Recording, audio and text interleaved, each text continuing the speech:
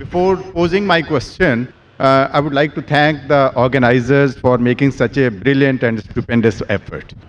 Now, coming to my question, I have a lot of interaction with Muslims because my early childhood and youth was spent among them. But one question has always been not really understood by me, the definition of Allah. Because to my mind and the way it has been given to me by my Muslim friends and acquaintances, that their definition of Allah basically is negation of other faiths and also non-acceptance of their definition of God as such. Your scholarship is very profound. I would like to be benefited by it. The brother asked a very good question, very important question, that he wants to know one thing which has been always in his mind. What is the definition of Allah in Islam? And the definition also includes many things which is negation, and it contradicts the definition of the other faiths. In fact, in Islam, the definition of Allah says what Allah is and also says what Allah is not. Besides knowing what God is, it is also important to know what God is not. So that if someone falsely claims that so-and-so is God, you can easily come to know this is a false claim. As far as the reply to what is the definition of Allah, the best reply that any Muslim can give you is from the Quran, from Surah Ikhlas, chapter number 112, verse number 1 to 4, which says, Kul huwallahu ahad. Say He is Allah one and only. Allahu samad. Allah, the absolute and eternal. Lam yalid walam yulad. He begets not, nor is he begotten. Walam yakul lahu kufuwan ahad. There is nothing like him. This is a four-line definition of Allah subhanahu wa ta'ala, of Almighty God, given in the glorious Quran. This is the touchstone of theology. It is the litmus test to identify any person says so-and-so candidate is God. If that candidate fits in this four-line definition, we Muslims have got no objection in accepting that candidate to be God. The first is, Qul huwallahu ahad. Say it's Allah one and only. Allahu samad. Allah, the absolute and eternal. Lam yalid walam yulad. He begets not, nor is he begotten. Walam yakul lahu kufuwan ahad. There is nothing like him. For example, I'll give you an example. There are some human beings who say that Bhagwan Rajneesh is God. During question and answer time, there was a Hindu brother who told me that if we Hindus don't consider him to be God, I never said that the Hindus call Bhagwan Rajneesh to be God. There are many human beings who claim Bhagwan Rajneesh is God. Now I will give you a sample. Why do we use this negative also? Like say is Allah one and only is positive. Allahu samad, Allah the absolute eternal. Lam yalid walam yulad. He begets not, nor is he begotten. Why do we use this? Now we'll put this Bhagwan Rajneesh to test. The first test is, Qul huwallahu ahad. Says Allah one only. Was Bhagwan Rajneesh one and only? Was he the only man who has claimed divinity? There are hundreds who have claimed divinity, and in this country of ours, India, there are thousands of men who have claimed divinity. Thousands of people have said that they are God. He's not the only one. But Rajneesh Bhakt will say, no, Bhagwan Rajneesh is unique. So let's go to the next test. Allahu samad. Allah, the absolute and eternal. Was Rajneesh absolute and eternal? When we read his autobiography, we read there that Bhagwan Rajneesh, he was suffering from asthma, from diabetes mellitus, from chronic backache. Imagine Almighty God suffering from asthma, from diabetes mellitus, from chronic backache. The third test, Lam yalid walam yulad. He begets not, nor is begotten. We know Bhagwan Rajneesh, he was born in Madhya Pradesh, and he had a mother and father. And in 1981, he goes to America and takes thousands of Americans for a ride. And in the state of Oregon, he starts his new center known as Rajneeshpuram. Later on, the American government arrests him and puts him behind bars. Rajneesh alleges that the American government gave me slow poisoning. Imagine Almighty God being slow poisoned. And 1985, the American government kicks him out of the country. He comes back to India and goes back to the city of Pune. And there, he goes and restarts his center, which is today called as Osho Commune. And if you visit Osho Commune today, if you go to a samadhi, where his ashes have been kept after he died, it is mentioned over there on a samadhi, on a stone, Osho, Bhagwan Rajneesh, Osho, never born, never died, but visited the earth from the 11th of December 1931 to the 19th of January 1990. Never born, never died. But visited the earth from the 11th of December 1931 to the 19th of January 1990. They forgot to mention on his samadhi that he was not given visas to 21 different countries of the world. Imagine Almighty God coming on this earth to visit different countries and requires visas. And the last test, Walam Yakullahu Kufanad, is so stringent that the moment you can compare God to anything in this world, he is not God. Walam Yakullahu Kufanad.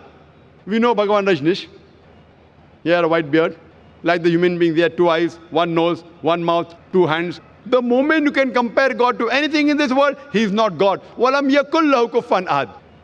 For example, someone says that Almighty God is 1,000 times stronger than Arnold Schwarzenegger. You may have heard the name of Arnold Schwarzenegger, the person who got the title Mr. World, strongest man in the world, Mr. Universe, the strongest man in the universe. The moment you can compare God to anything in this world, whether it be Arnold Schwarzenegger, Dara Singh or King Kong, whether it be 1,000 times or 1,000,000 times, the moment you can compare God to anything in this world, he is not God. Walam yakullahu kufanad. So this, brother, is, in short, the concept of Almighty God. As far as the second part of the question is concerned, that why does it contradict with the concept of God in other religions? In fact, it's a misconception that the concept of Allah subhanahu wa ta'ala in the Quran, it contradicts with the other religions. It contradicts against the practices of the other religion, I agree with you, but does not contradict against the other religious scriptures. Because unfortunately, the followers of most of the religions, whether it be Christianity, Hinduism, etc., they do not read their own scriptures. So if we analyze the practices of the non-Muslims, it does contradict. But if you go back to the scripture, if you have to understand the concept of God in any religion, the best is to try and find out what that scripture of that religion has to speak about God. Don't try and find out the concept of God by observing what the followers of the religions do. For example, if you want to know the concept of God in Sikhism, the best place you can go is Guru Granth Sahib, Adi Granth. If you read the first volume, first chapter, first verse of Guru Granth Sahib, it is known as Japuji. What does it say? Correct? Known as Japuji. It says that God is one. He's called the true. He's called as eternal. He is existent. He's compassionate. He's free from fear and want. And if you know, in Sikhism, Sikhism believes in one God. It does not believe in idol worship. It does not believe in Avatarvada. And in the manifest form, he's called as Ekomkara. And unmanifest form, he's called as Omkara. And if you read the scriptures of Sikhism, there are various attributes given to Almighty God. If you read the 6 scriptures, Almighty God, he's called as Sattanama. He's called as holy name. He's called as Kartar, the creator.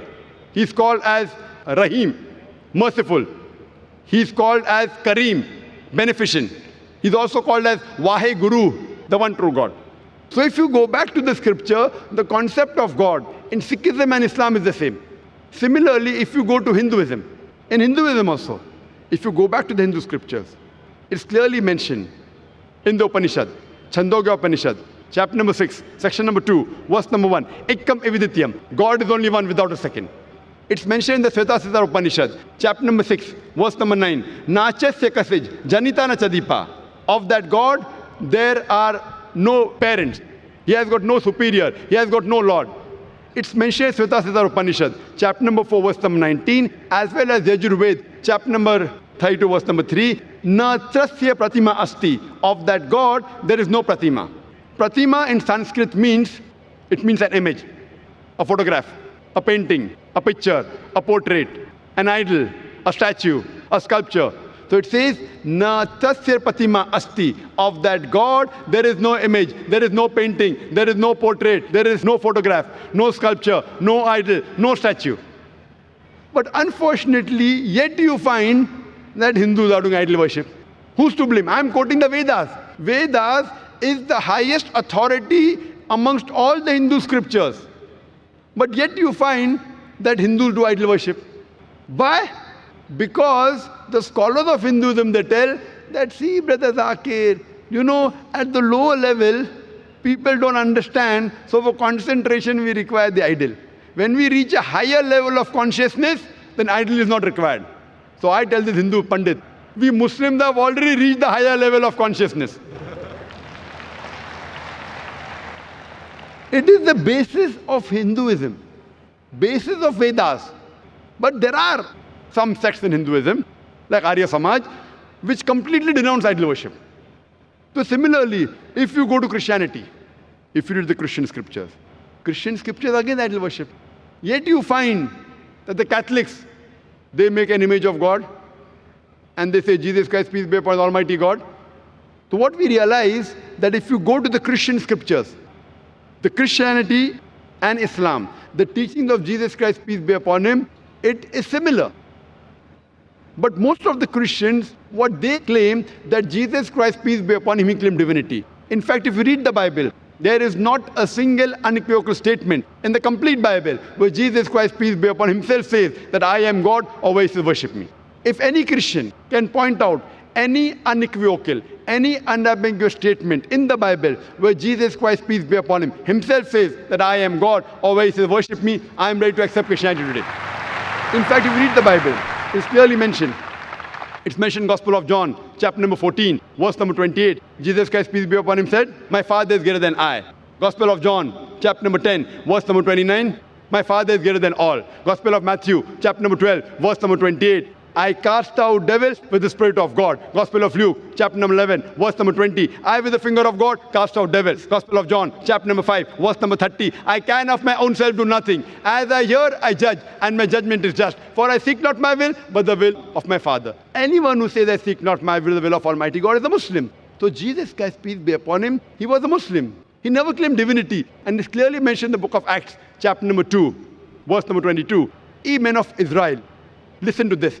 Jesus of Nazareth, a man approved of God amongst you by wonders and miracles and signs which God did by him, and you were witness to it. A man approved of God amongst you by wonders and miracles and signs which God did by him, and you were witness to it. So if you read the Bible, even in Judaism and Christianity, they believe in one God who has got no images. It's clearly mentioned in the book of Deuteronomy, chapter number 5, verse number 7 to 9. It says that thou shalt have no other God besides me. Thou shalt not make unto thee any graven image of anything, of any likeness in the heaven above, in the earth beneath, in the water beneath the earth. Thou shalt not bow down to them, nor serve them. For I, thy God, thy Lord, is a jealous God. For more details, you can listen to the talk of my son. Tomorrow my son at 3:45 is going to be a detailed talk. This was just highlights on the same topic, concept of God in major world religions. And you'll find out it is the same. We believe in one God who has got no images, and we worship him alone and no one else. Hope that answers the question. Thank you so much. And you said it for me because the definition of God as it is tallies exactly with Islam, whatever we have in Sikhism,